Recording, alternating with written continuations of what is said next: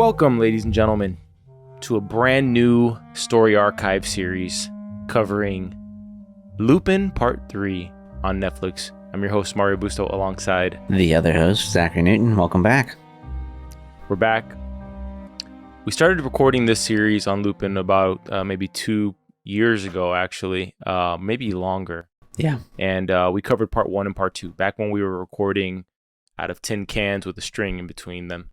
And now we've upgraded, as you can see if you're watching this visually, and we've invested a bit into the podcast setup.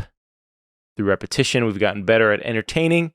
And Part 3 is a palate cleanser of a show. It's this show is about a gentleman burglar named Arsene Lupin, or actually it's based on his adventures, and the actual main character is played by Omar Sy, and his name is Assane Diop.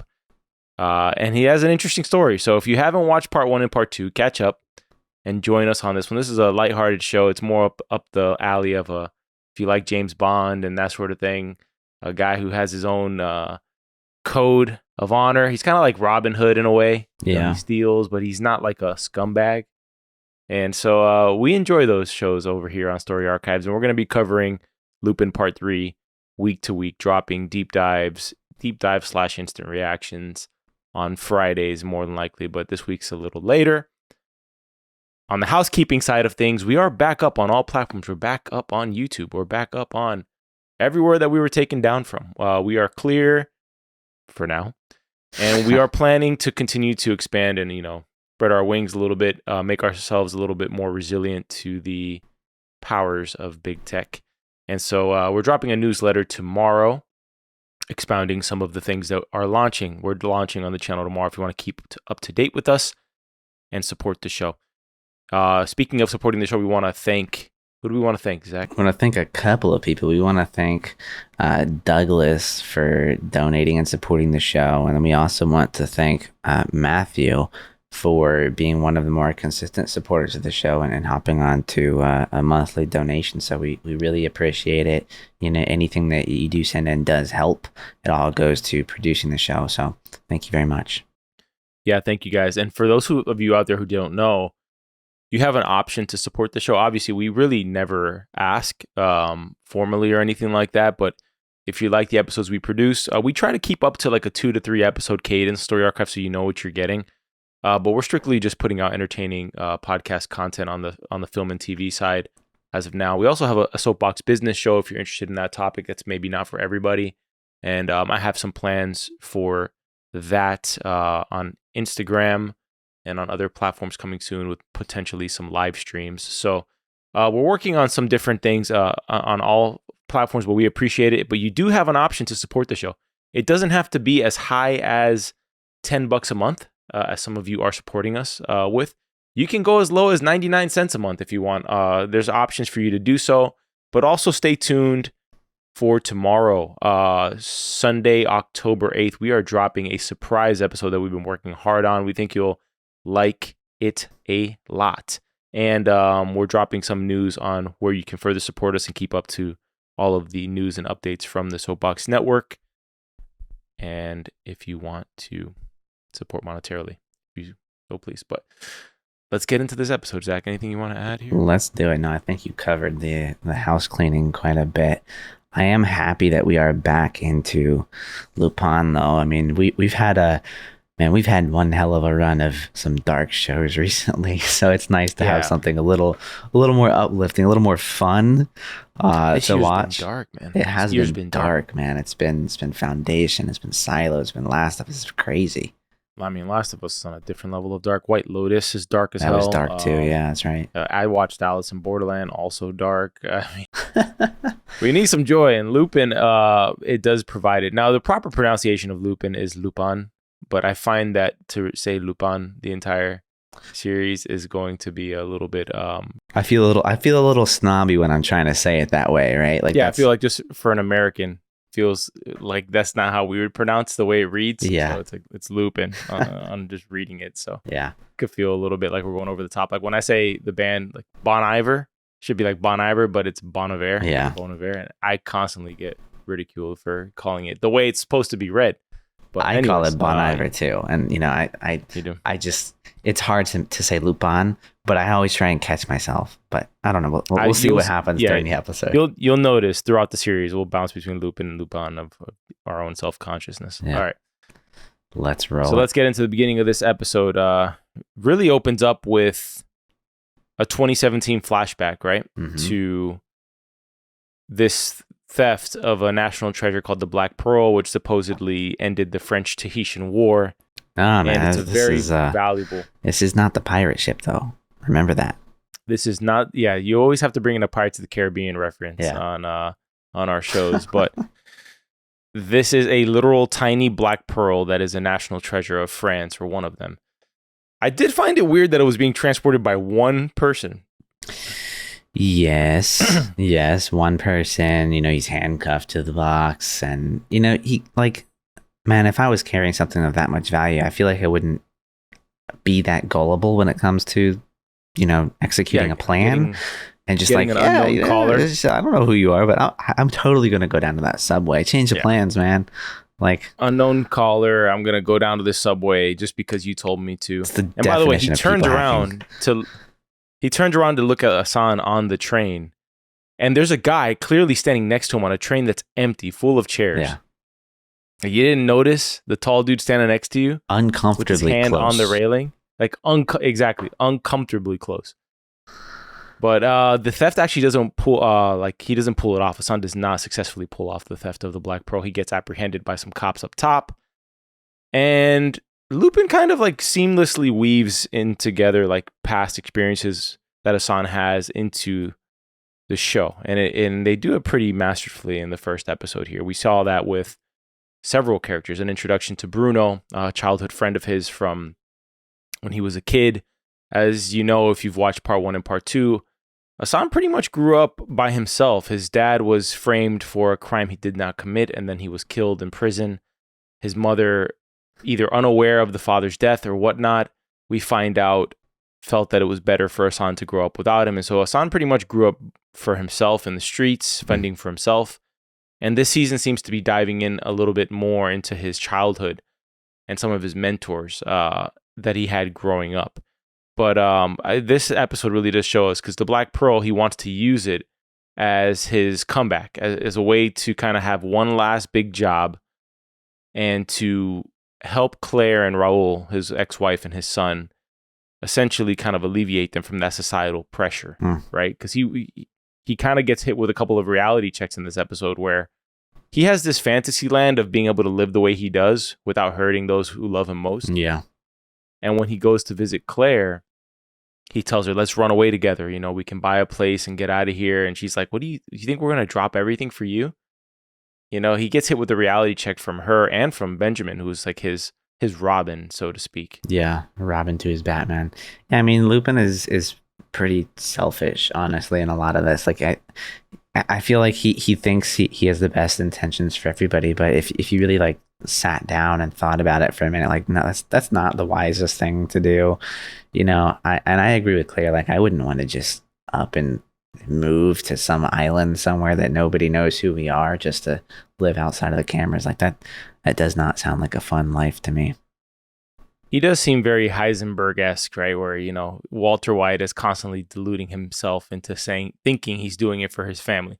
Every character who has these sort of ambitions is always saying, I'm doing it for my family. I'm doing it for everyone else but me. Yeah. I'm doing it for everyone but me. Delusional. It's not. Assane wants this life. He cannot give up this life. Who are we kidding? No. This is him. I think that's probably going to be a major theme of the season, is that this is who he is. Whether take it or leave it. Yeah. And I don't think Claire is the right fit for him, because she seems to want a stable, romantic situation here, Yeah. Not so much what she's getting from him. I agree. And I think that was, part of the themes between, part 1 and 2 that we covered a couple of years ago. I mean, it has been a while since we've covered it, but I mean, I remember there was just always this battle of her wanting him to stop being Lupin, stop doing this thing, and he could never do it. And so I don't think this would even be his last heist or big job or whatever. He's going to do this. There's always going to be another one. There's always going to be a bigger one that you've got to do. and it's never gonna end. It's that classic trope, right? In all the heist movies of one last job and then I'm out. Yeah. One last job. But we always know that one last job is never the last job. Either they lose something majorly valuable to them, like somebody dies, or it just never ends because, it just doesn't. There's no real way out unless you die. Yeah. I mean, that's way out, but... How many pairs of Jordans does Assane have? He has he changes his Jordans 3 times in this episode. Did you notice how his hat. outfits and clothing choices and shoes and all of that match the branding of Lupin, the show? He's got that orange and white, orange and black colors going on, and it's just like what they use on the Lupin logo. They definitely pulled out all the stops on this show for sure. I mean, they've been in production for about a year now, maybe longer. It's possible. I don't know how COVID messed them up. All I know is that there was a really huge set piece with the heist that occurs later in the episode, and I was like, oh, they pulled out all the stops for this. And I was thinking back to the previous season when he goes to the Pelligrini Gala, and you see all the cop cars going up and down the Paris streets, and I was thinking to myself, I wonder if they actually had all these police cars going everywhere like this. Yeah, which would be really cool. But he's a major star. Omar Sy is a major French star, and he's a great actor. So it's pretty cool to see him in this role. And he's typically, I feel like these types of characters aren't built like him. He's not usually a 6'5", kind of imposing figure. Yeah. He's big. He's a big dude, which I find to be a cool. He's a thief, right? He's not a nimble thief. He's kind of sometimes a little. I wouldn't say clumsy. That was the word that was coming to my mind, though. But he's not athletic. Let's put it that way. He's not beating people up. That's not really going to be occurring. Maybe he can beat them up, but he's not that type of caper, so to speak. Yeah, I agree. I can't see him being a very strong arm. Look, he'll defend himself, and we've clearly seen that in part 1, part 2. I think specifically in at the end of part 2. But yeah, that's not his personality. There's a couple of things going on, right? There's a couple of kind of emerging storylines. We have this new storyline of this newspaper or publication that you have these two journalists that are fighting for headlines with each other. Now, I will say this. We are watching this show week to week. Netflix has dropped all episodes at once, but as a podcast, we are not going to be just dropping 7 episodes at once. We will be doing this for as many weeks as there are episodes. And I think there are 7 episodes. 7, that's correct. So this will be about 7 weeks. This will take us into November. So join us each week as we drop an instant reaction / deep dive episode. Shame on you, Netflix. Shame on you. Yeah, shame on you for it's just disturbing our podcasting.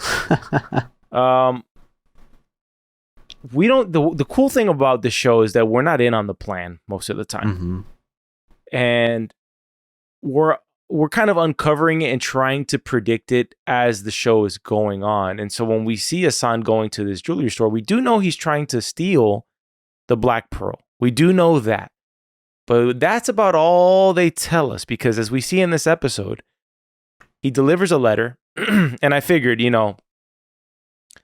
there are some things in this episode that are just comedic, right? Mm-hmm. But you figure he's the most recognizable face in France at this moment because they've been looking for him for over a year. Okay, so he's been missing for a year. So what disguise is truly going to work for this guy other than the brazenness to go as yourself, right? Because it would just be too brazen to be there as the most famous looking guy, The most wanted person. Yeah, absolutely. Most wanted, yeah. So I did notice Michel Beaumont. He did in season 1. He used all of his names were monikers or anagrams for Arsene Lupin, like the actual name. But Michel Beaumont is not an anagram for that. No, it's not. But it is used in the book. Yeah, according to Yusuf, who is Yusuf Gadira, who essentially becomes his sort of. For continuing to use the Batman references, he's kind of like his Gordon in a way. Yeah. But he's not really fully on his side yet. I'm expecting him eventually to kind of be the reluctant ally to Lupin, the guy who kind of is Pacino to De Niro in Heat, like that sort of allied comrade, but the one who's on the enforcement side of things. Because as we see, Assane doesn't seem to steal from people who don't deserve to be stolen from. Now, the Black Pearl, we don't know enough history on it. Maybe he knows a bit of history that we don't know yet. So this does seem like just a statement robbery, and he has gained support from the people of France who are rooting him on with this robbery. He's gained a lot of support. Yeah. He probably loves it. Assane probably loves that. I mean, if I were him, I would like it. This is just fun. He's just raising chaos everywhere. Did you have suspicions immediately that the guy in the BRI? I don't know what BRI stands for. I think it's BRI. It's right? BRI. I'm not quite sure what it is. I mean, maybe it's like our like SWAT team or something like that, like something kind of similar. Yeah, if you can do a quick Google search on that. Did you have immediate suspicions that guy was working with Assane? Not immediately, but once he was in the building, yes. And casing. Yeah. It felt so clearly like he was casing. Exactly. Like I knew he was casing it, looking around. It was quite obvious once he was in the building to me. Like when it was outside, I was just like, okay, this is the leader of this little squad. So I found it because Assane is making a big stink, and right, part of the plan is that he needs to make this a public spectacle. So what does he do? He brings this letter telling him essentially at what time and what day he's going to rob the Black Pearl. Yeah. Now, granted, I will say this. If somebody's going to rob it at that exact time, I want everybody in the room. Like just everybody in that room where the Black Pearl is. Because you're not stealing it. No matter who you are, you're not stealing this thing if everyone's in there. But he does pull it off. I mean, he does pull off the heist, albeit I did find it very convenient that just there was no questioning. Everybody just assumed. Because you saw the formation of which they stand around the Black Pearl when the robbery takes place. You would think that protecting an asset like this, that it would be essentially like that. It would be decided who's in those four. Yeah. Not that you could just slot in and decide that you're going to be there. Right? Yeah, I would imagine. However, I mean, if his friend was kind of like the guy leading that force, I could see how he could sneak him in there. Like I could buy it. Is it a little convenient? Of course it's convenient. Like, I mean, we're starting to see all of this unfold, but I mean, I can buy it. I can buy it. By the way, the BRI is essentially a research and intervention brigade. In French, I'm gonna totally butcher this, by the way. So it's Brigade de Recherche et d'Intervention. Wow, you really butchered it. Yeah. Okay. Well, whatever. That's why it's BRI, and there's a few different like types of units that I'm seeing a little bit on, like the GIGN, and there's like the BIS, which replaced the UISPs, bunch of acronyms. To me, I just hear like SWAT and like investigative units, so like I feel like it's French kind SWAT. of a mix between like a SWAT team and like a Special unit. a FBI sort of group, something like that is what I'm picturing in my mind.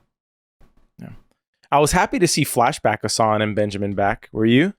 Yes, I was. And they don't look like they aged much. Is that just me? No, that's great. Yeah. I mean, we're coming from the world of Invasion, which on Apple TV, if you want to watch those episodes, we drop on Wednesdays or Thursdays. We do instant reactions for those every week. It's about an alien invasion. Check it out if you're interested. Those kids from that show aged about 5 years between seasons. Yeah. These kids are perfectly aged. Like you could tell they continue production immediately after part 2 into part 3, which was great. I'm glad. I don't know if anything's coming with the Benjamin storyline, right? Because he's hanging out with this kid Paul, who is a family friend, and he's going to the south of France or something like that. But I think it was more to kind of split Assane and to figure out a bit of his other storyline and introducing Bruno, and just the storyline with his mother, which nothing really comes of that in episode 1 so far. Mm-hmm. But he's tying in some sort of theme here that Assane was an outlier. He kind of was an outcast at his school, even, right? We know the Pellegrinis paid for his school almost out of guilt, right? The wife of Pellegrini paid for his schooling. Yeah. But he sees his son being bullied for the crimes of his father. And he doesn't seem to be, he seems to be standing up for himself, but that's got to be tough. You know, you got your dad is the most wanted man in France, and you're here just expected to go to school with no issue. Yeah. I mean, if there was ever a reason to get out of school or just to be able to do some homework instead of schoolwork, this would be it. But yeah, man, he's getting bullied left and right. I mean, the kids even make a comment like it sounded like they were gonna beat him up once they got outside, which we didn't really see anything about, because they were like, we'll be waiting for you outside, right? Like, I'm not making that up. No, you're not. Okay, yeah. But they did not ever show what happened. It probably was just all talk. Yeah, probably. I do find it funny that Assane's able to sneak around, even though he is an imposing figure. He's got to be at least like 6'4", you know? Yeah. And easily, like, we're probably like the same measurables. Like, Assane is probably like 230, 6'3", 6'4", maybe even taller.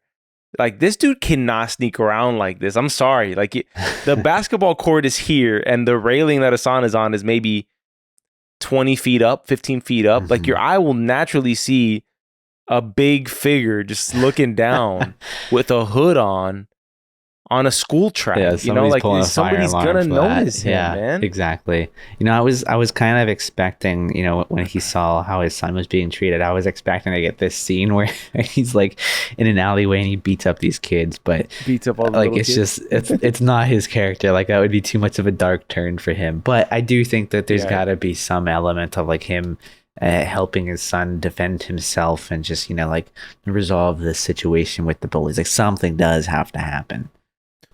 Yeah, I would agree. I would agree with that statement. There is a bit of so the detectives are doing their best to kind of stay ahead of Assane, right? But Assane is not making it easy on them. He leaks. At least we can expect that either him or Benjamin leaked the letter to the news outlet, so it becomes this national story. And so people start filing outside of the jewelry store out for 10 p.m. to see if Assane's actually able to pull off the heist at 10 p.m. Now, if I'm in charge of this heist protection unit, nobody's coming into the building with helmets and masks on, right? Yeah. I have to see everybody's face entering through the door, you know? Yeah, I can see it, but I can also understand like how some of that would like slip under the radar. I mean, like, you have a whole bunch of guys geared up to defend, but who knows what could be coming through the door. I think Detective Sophia here is bound to be replaced because, dude, come on. I'm going to break into this place on this day at this time, and then he actually does it and pulls it off. Yeah. You got to get fired. Somebody has to get fired for that. Well, so if she doesn't get fired this season, just horrible. Well, it's just she might. Not good. It's very possible that she might. If I were anybody there, I would have been extremely suspicious of anybody that we left in the room around the time of 10 o'clock and didn't observe them very well. I also find it surprising that he was able to turn around, grab the pearl, turn back around. And nobody saw him. Walk out. Then he turns back around like, oh, what's happening? Like, just like every other guard. And nobody on all of there was 10 people looking at those cameras, by the way. Nobody saw him. And there was 2 people looking straight in his direction. Like, that's crazy. That is literally crazy. Well, everybody had their back towards the pearl. I will say it was a bit sloppy of a heist, in my opinion. Like, it wasn't a clean heist, the actual plan itself. But the letter kind of made it impossible to make it a clean heist. So, for a moment, I thought there was going to be something here where it was like he had already stolen it and like swapped it out with something fake, and just at 10 o'clock, like, I don't know, you click a button and it just like pops, it disappears or something. Like, I thought that could have happened, but clearly it didn't. It was much simpler than that. Yeah. Well, I guess he really wanted to be literal. He needed it to happen at 10 p.m., right? Yeah. So we don't get much from the mother in this episode. In fact, we don't meet Assane's mother, but he does get the letter, and she essentially says that Assane's better off without him, but I don't think she's aware that her ex-husband, or maybe maybe they were still married and just in different countries. That is a thing too. Maybe she's not aware that he's dead, right? Yeah. And so I think that's probably more than likely what's happening here. But Babacar, right? I do believe. Yeah, I'll have to double check that one. But we do get introduced to Bruno, which, like I said earlier in the episode, this pretty much the story is weaving in his past with his present and doing that in a pretty cool way. I will say it's a good infomercial for France tourism, because it looks really nice during Christmas time. This whole area with all the Christmas trees lit up, and French architecture is just beautiful in general. So agreed. I had to visit that. It is Babacar. Yeah, you are right. I love that we saw him in this. Just even though it was a very small little snippet, I liked him from 2 years ago. little flashback. Yeah. Okay, well, let's get to the robbery. Let's do it. For some reason, Yusuf Gadira, the guy who is the expert on the Lupin series, right? He is the one who knows this like the back of his hand. And this girl, Sophia, really goes to him for everything, but I guess he's not powerful enough to be involved in the actual unit, because he's just outside with all the supporters wearing their Assane masks and all of that. And it grows to, they do like almost like a New Year's countdown when it's to 10 o'clock. Yeah. And he pulls off the heist, which I found kind of crazy. Walks out. He's apprehended by Bruno and Benjamin, right? Who are also dressed in these SWAT units. And I will say Benjamin doesn't look imposing enough to be put in one of these SWAT uniforms. He would be so scrawny inside of the... It'd be like putting me in SWAT. Yeah, I can see that. But do you notice here, like the way... I knew it was Assane immediately when his face was covered up. Like that, like I just knew. Same. Immediately. I was like, he's in the room. All right. Yeah. We're just going to grab it. Okay. Yeah. I loved this pause when it got to like 10 o'clock and everybody's like, what's happening? And everybody watching the cameras is like, we did it. And then like 1 second later, the alarms go off and everybody outside freaks out and starts cheering. It was hilarious. Well, it makes sense why it couldn't be a clean robbery, because he needed a way to tell the people outside that it was successful. And the only way to do that is to set off the alarm. Yeah. And like even Yusuf is laughing about it. He's so conflicted because he kind of loves the fact that this is occurring. Yeah. And at the same time is a cop, so he can't really show that outwardly, right? Yeah, he does like it. I mean, don't forget. I mean, he was taken off of Lupin's case, or Assane Diop's case, because he did help Assane back in part 2. I'm sorry, this SWAT team is useless, man. Like, come on, man. Come on. Somebody in the room took it. This is like Among Us. Somebody did it in here. Who is it? Why are we pointing our guns upward with lasers? They're looking around like, what? Wait, what? Come on, man. Where is it? Give me a break.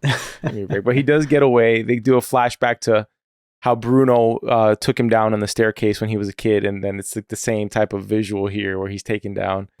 He's led outside to the car, and we find out that it's Bruno and Ben, and apparently he had a debt to repay with Bruno, which we don't know what that debt is. No idea.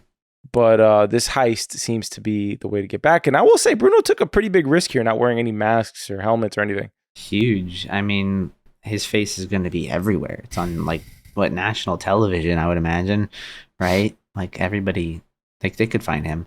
Also, if repaying this debt is just giving Bruno the Black Pearl, man, how the hell are you going to sell that thing? Like, how are you going to get money for it? A fence for that? Yeah, it's like they're gonna get gypped for sure on whatever it is. You can't sell. I mean, that would be like selling the Mona Lisa. I'm trying to think of like a national, like that'd be like selling the Constitution. Like, how are you gonna sell the Constitution? It's true. Yeah, I mean, at least the Constitution isn't a gem.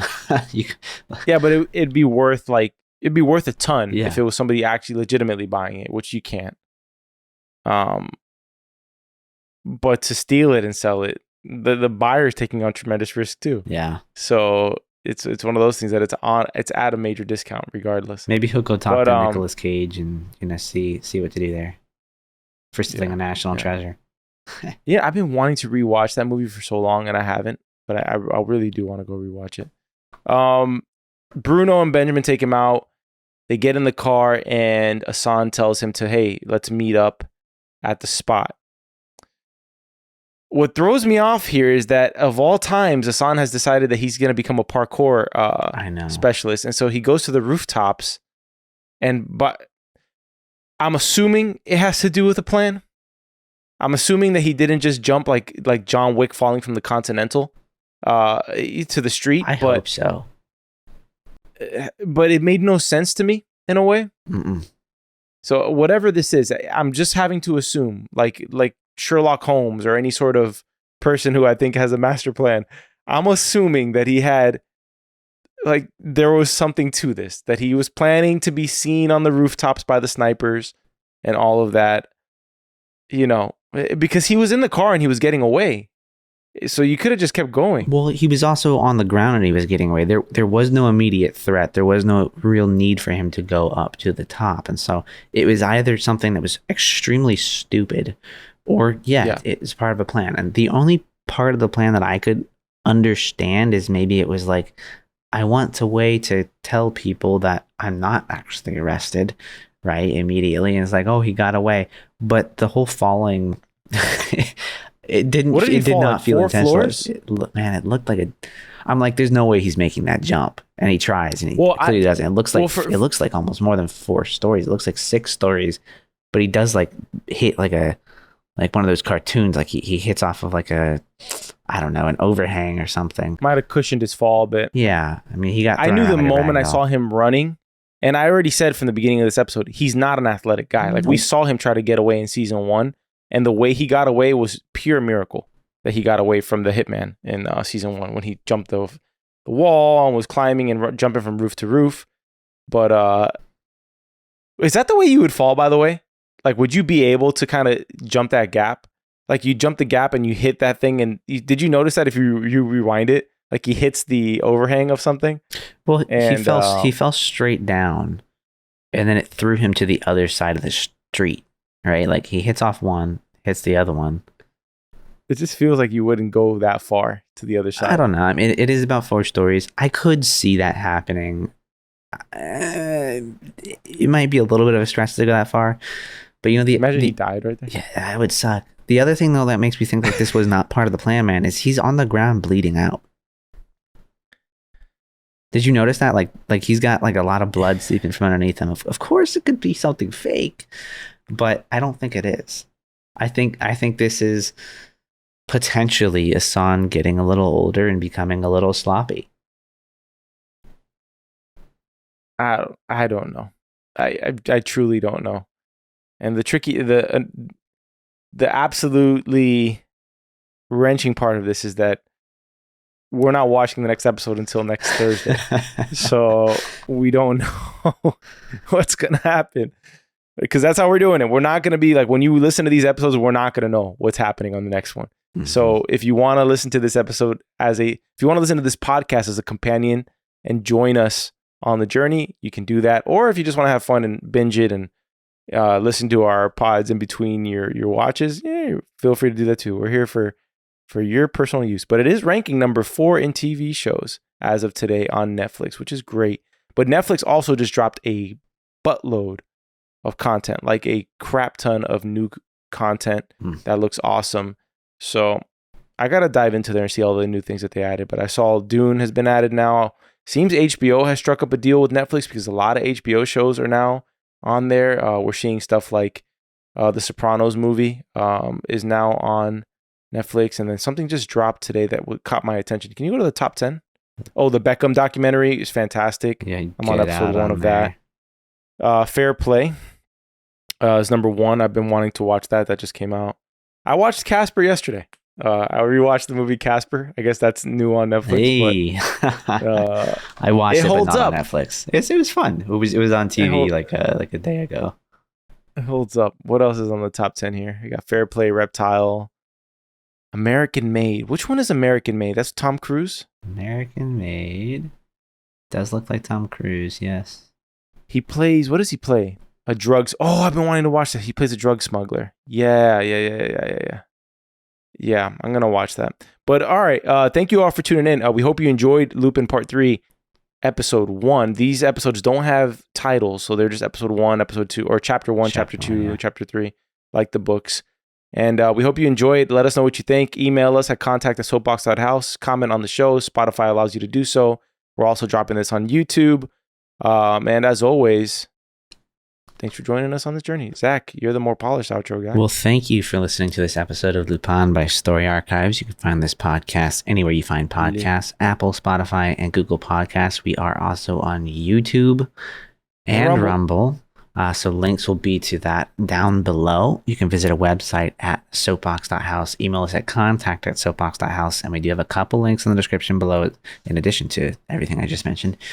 One to sign up for our quarterly newsletter, where we do have our first going out tomorrow. So if you want to get that, get subscribed today. And then, the other one is just to fill out a survey that we have open, which will be closing soon, as we're just collecting information as we build the network. So we want to make sure that we build it with you, and any insight that you can provide does help us. So thank you very much for anybody who has filled it out. And last thing, what was I going to say? Oh, we are looking to collaborate with streamers on the podcast to help, amplify the show's reach and to secure licenses for certain uses and whatnot. So if anyone out there, this may be a shot in the dark, but if anyone out there is working for any of the streamers or knows anybody inside of Apple or Netflix or any streamer, we would love to partner up and to discuss that. We're currently working on a pitch deck to show the show's reach and some of the success and metrics that we have to show pretty much the reach and what a partnership like that could help expand our audience reach potentially too. But anyone out there who has any guidance on that, we're a young startup, so we feel it's kind of cool for you all to join us, at the beginning and see, like, we had 150 followers in May, and it ballooned like 10x from there. But we're new to this and growing, so it's interesting, I think, for everyone to kind of see the learning process of how to scale something like this and to grow it to a place where, we have lots of plans and things we'd like to do, but as of now, we're limited to the amount of time that can be committed at the moment. But nonetheless, Zach, do you want to add anything to that? No, that about does it. It'd be awesome to partner up with some people like that. But just thank you for listening. Thank you for your support. We greatly appreciate it. It does mean a lot to us. We love doing this.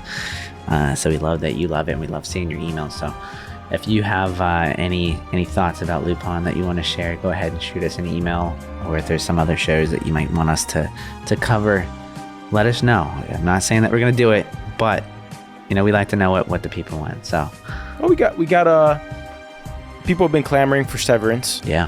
We're definitely going to do Severance season 2. I don't know when that's releasing, but we're definitely, if you didn't know, we're going to be doing Severance season 2. Now you know. And I'm really looking forward to that one. But all right, let's wrap this up. Thank you for listening. Until next time, don't fall off a roof.